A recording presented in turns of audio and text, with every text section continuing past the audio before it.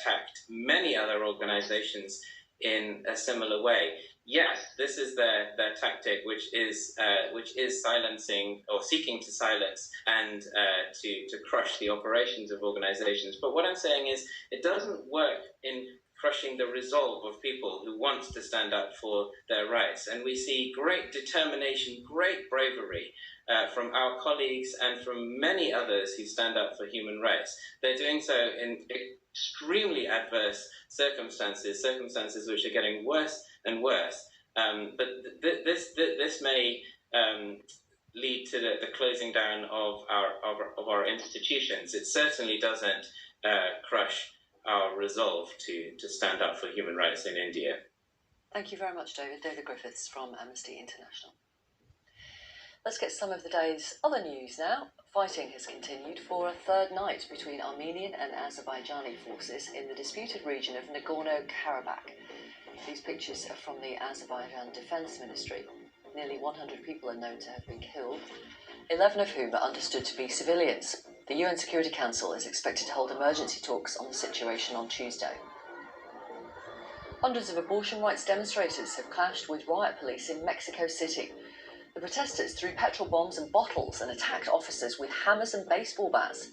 The police responded with tear gas. The protesters want abortion to be legalised across the country. A former US police officer involved in the fatal shooting of a black woman, Breonna Taylor, has pleaded not guilty to wanton endangerment. Brett Hankison is charged with recklessly firing shots into neighbouring apartments during a raid on Breonna Taylor's home in Louisville, but not with her killing. Let's return to the news that the world has reached a grim milestone: 1 million deaths from coronavirus. Moments ago, the Secretary-General of the United Nations delivered a recorded statement. He said that world leaders could still overcome the spread of the virus. Our world has reached an agonizing milestone: the loss of 1 million lives from the COVID-19 pandemic. It's a mind-numbing figure. Yet we must never lose sight of each and every individual life. They were fathers and mothers, wives and husbands, brothers and sisters, friends and colleagues. The pain has been multiplied by the savageness of this disease. We can overcome this challenge, but we must learn from the mistakes. Responsible leadership matters, science matters, cooperation matters, and misinformation kills. As the relentless hunt for a vaccine continues, a vaccine that must be available and affordable to all, let's do our part to save lives. Keeping physical distance, wearing a mask, washing hands.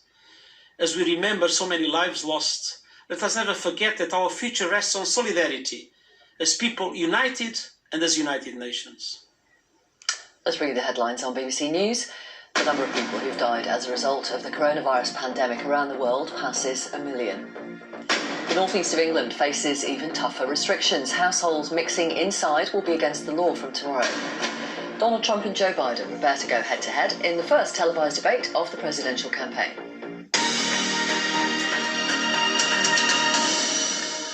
Sir David Attenborough said yesterday his hopes for the future lie in the hands of children. So we've asked some young Attenborough fans to put their questions.